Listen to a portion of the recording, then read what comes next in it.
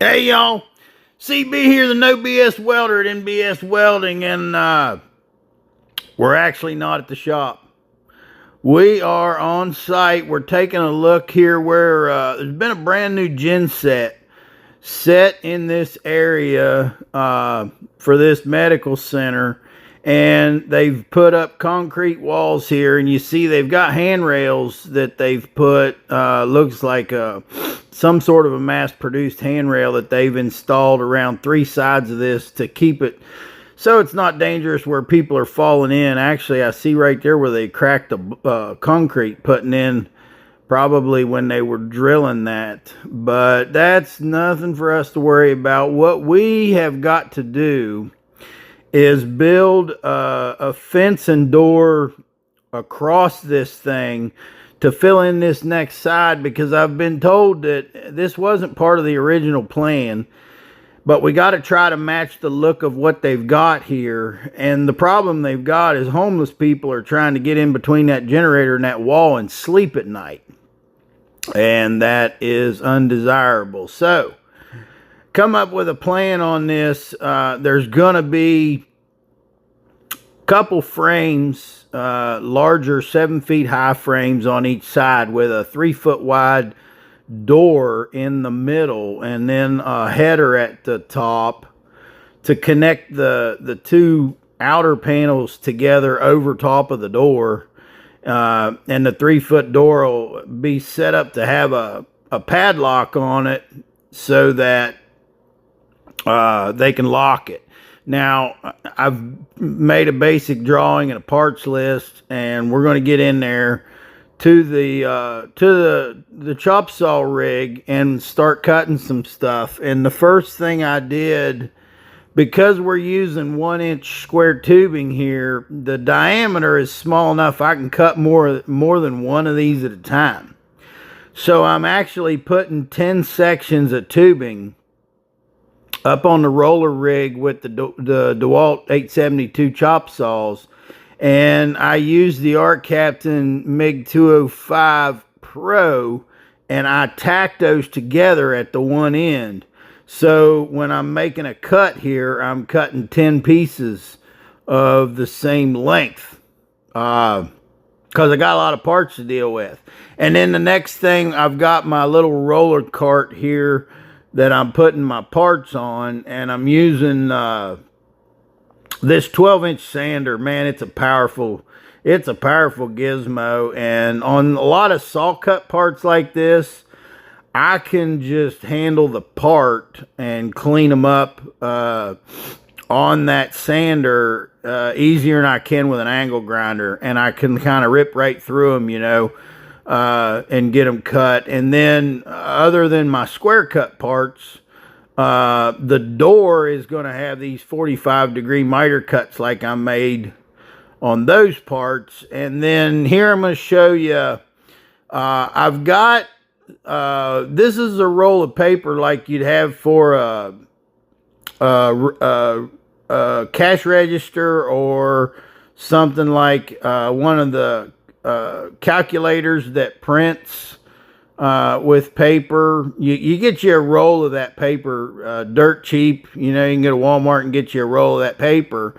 And you see what I'm doing here. I've made the paper the same length of the span I've got, and I've equally folded until I get down to my size that I'm looking for, as far as how close together I want my pickets. You know, when I get there to about that 4 inches or 5 inches, whatever, by equally folding that gives me equal marks. And then I make a mark on my tube, and then with my square here that's 1 inch wide like my tubing is, I will make 2 marks, so that you see that I've got a right side, left side mark for each one of the pickets that I'm going to be putting in here. So with my top and bottom of my part marked that way, it's going to help me square up. And then here you see I'm assembling on the table. getting the thing tacked together. I'll measure across it in one direction, measure across it in the other direction, split the difference of the cross measurement, and if the cross measurement is the same and your parts are cut to the correct length, where your top and bottom width and side to side width is the same, then you're perfectly square. So you clamp that down and you weld her up. So I'm using the Arc Captain MiG 205 Pro 7525 mixed gas, an argon and CO2 mix with an 035 solid MIG wire, and we're welding up the 1-inch tubing that way. And then this is get you an idea what that looks like. And really, like always, you know, really happy with the Arc Captain MIG welders, man. I've shoved my millers completely out of the shop using the Arc Captain stuff. So next up, I've got a little bit farther along. I've framed up the door. I've added some flat bar where the latch is going to be, just to stiffen that a little bit.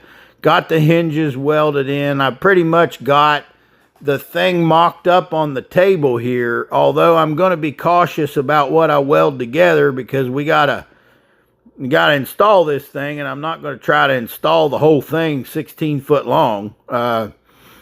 We're pretty much going to put this together on site in, I don't know, 5, 6, 7 different little pieces. I'm making a header here out of 3 by 3 by 3/16 inch angle iron, and I'm notching it out with the Arc Captain plasma cutter. I'm gonna put a 45-degree miter you see on the back side, and then I've done a 90-degree notch on each side where I'm matching up here.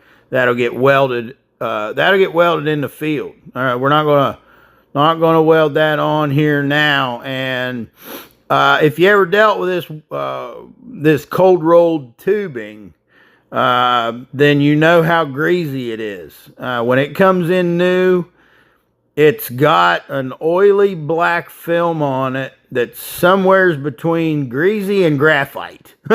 If you ever messed with powder graphite, how it's really black and sticky, that's what the film is like on this tubing. And I have in jobs in the past, I've had the tubing sandblasted or shot blasted or ran through a wheelabrator in the beginning of the job, and that kind of causes a problem because it rusts before you get the job done. It'll rust on the truck. And you see here where I've power washed in this spot. See, that's working. This has come to be, if you've got a really, really strong power washer, this has come to be the greatest way to remove that grease for me, because the other thing about it is it's almost free.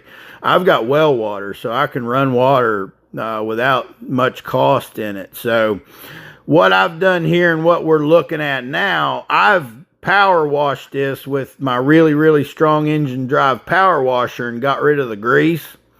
And then I've went back over all of this with sanding pads on my grinders.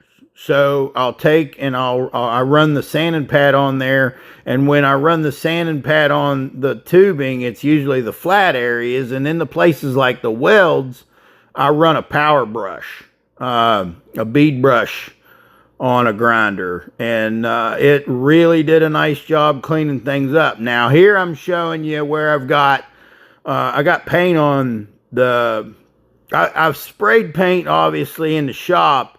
There's going to be touch up in the field, and we'll probably do that with paint brushes so that we don't get overspray all over the generator and stuff in the field. But here in the shop, I'm using the Rust-Oleum Gloss Black with lacquer thinner and the Acme 612 hardener from Napa. And it did a really good job. I think I probably should have used acetone. The lacquer thinner I had it so warm in the shop that the lacquer thinner was actually drying a little bit too fast, but it did a really good job, and it dried. It was nice that it dried really fast. So we're on site now, and we're getting ready to do this install. I brought the little trailer, and I used foam board insulation. Worked really good in between these panels to keep from beating them up and banging them up there to get them on site. If you'd like to buy an NBS Welding t-shirt for $25, send Boss Lady Tina an email request. nbswelding@aol.com.